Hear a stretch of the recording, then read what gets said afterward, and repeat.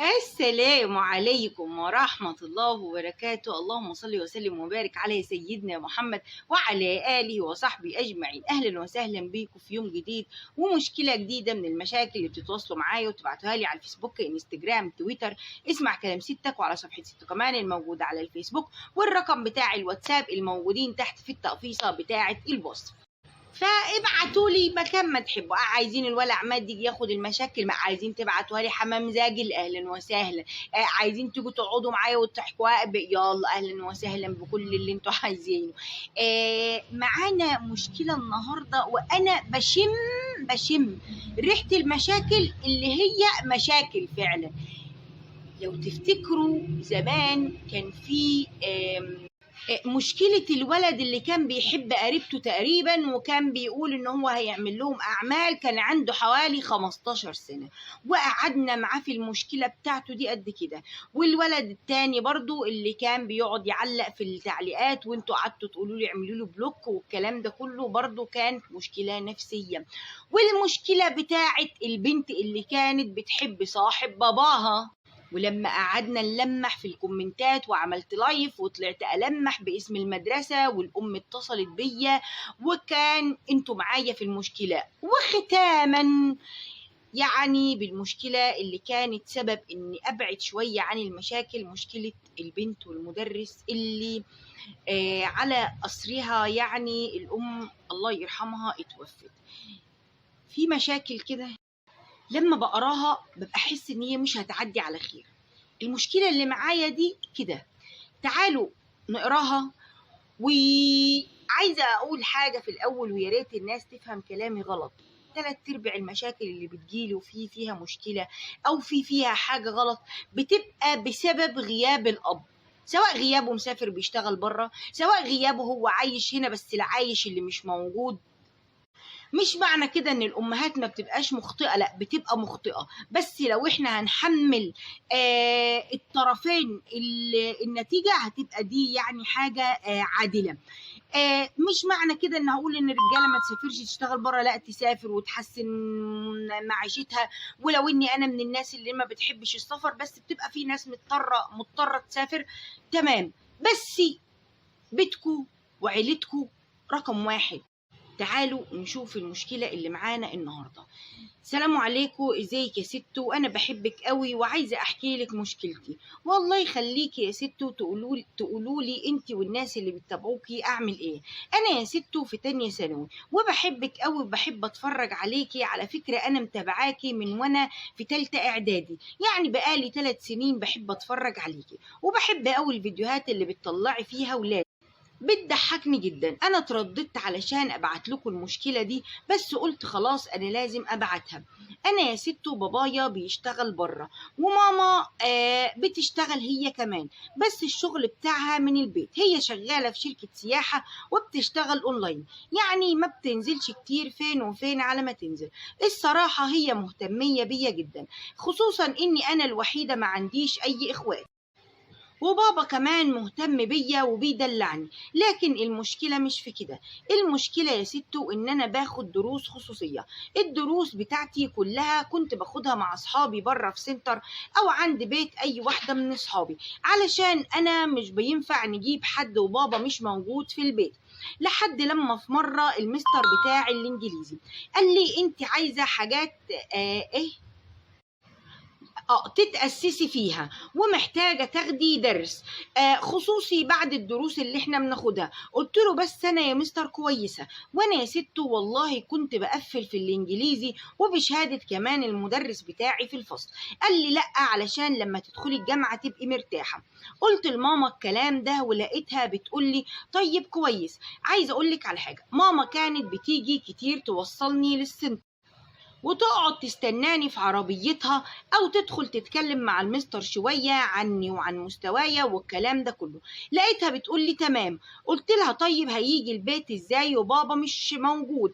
قالت لي هنقعد نتحايل على باباكي ونقول له علشان خاطر مستواكي، وانت كمان ساعدي معايا وقولي له يا بابا ان انا بجيب درجات وحشة. انا مش فاهمة هي كانت بتقول لي كده ليه، بس انا قلت لها بس انا بجيب درجات حلوة. قالت لي يا ستي علشان يوافق، علشان تبقي شاطرة، وعلشان لما تدخلي الجامعة ان شاء الله يبقى معاكي لغة وما تبقيش مكسوفة في وسط زمايلك.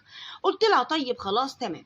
المستر بقى بيجي البيت، لاحظت ان ماما قبل المستر ما بيجي بتهتم بنفسها شوية، او تقدري تقولي شويتين، بتخلص كل الشغل قبل ما يجي. مش من عادتها اصلا ان هي بتقعد بره في الريسبشن.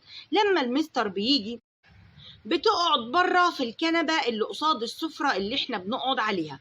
انا عارفة يا ستو هتقولولي علشان ما تسيبكيش انت والمستر لوحديكوا، في مكان تاني تقدر تكون بتبص علينا منه، بس قاعدة على جنب شوية. هي لاحظت انها بتتعمد تقعد على الكنبة دي، وفعلا يا ستو كنت بشوف نظرات ما بينها وما بين المستر، بيقعدوا يضحكوا وانا اعمل نفسي مش واخدة بالي، لدرجة ان هي ساعات كتير قوي بتقعد بالهدوم بتاعة البيت. يعني لو لابسة ترنج ممكن تحط عليها الطرحة بس، لو لابسة بيجامة نص كم ممكن تلبس الروب وتحط طرحة وخلاص على كده. وفي مرة انا قلت لها يا ماما ما ينفعش اللي انت بتقولي عليه ده، انت ازاي تقعدي قدام المستر بالشكل ده؟ قالت لي ما فيهاش حاجة، يعني هو المستر هيبص لي، انا قاعدة على جنبه ماليش دعوة بيكم. المهم ما ارتحتش لكلامها، وبعد كده بقيت اشوفهم بيهزروا مع بعض جامد، وعاملين لبعض اد على الفيسبوك من اكونت بابا مش عارفه. المفروض ان الاكونت ده بتاع ماما واصحابها، هي كانت قايله لي كده ان هي عندها اكونت بتدخل هي واصحابها يهزروا عليه، وعاملين يعني زي شات جماعي ومكالمات جماعية. الاكونت ده انا عليه يا ست موجودة، لقيت ان المستر عليه، سألتها وقلت لها مش غريبة شوية انك مدخلة على المستر على الجروب اللي بتقولي فيه اصحابك بس؟ قالت لي لا، اصلا انا دخلته علشان اصحابي عايزين بناتهم ياخدوا دروس عند المستر، وانا عارفة يا ستو ان اصحابها اصلا في منهم اللي بناتهم مخلصين وفي اللي اصغر شوية، يعني مش محتاجين المستر في حاجة، وحتى لو محتاجينه ما هو بيجي عندنا كل يوم، وبيجي وبيتكلموا مع بعض على الواتساب وعلى التليفون. عايزة اقولك على حاجة، ان انا باخد انجليزي 3 مرات في الاسبوع، انت متخيلة؟ لدرجة ان انا دلوقتي في اجازة. اول لما خدت الاجازة قالت لي بقولك ايه، انت مش هتاخدي اجازة من الدرس بتاع الانجليزي.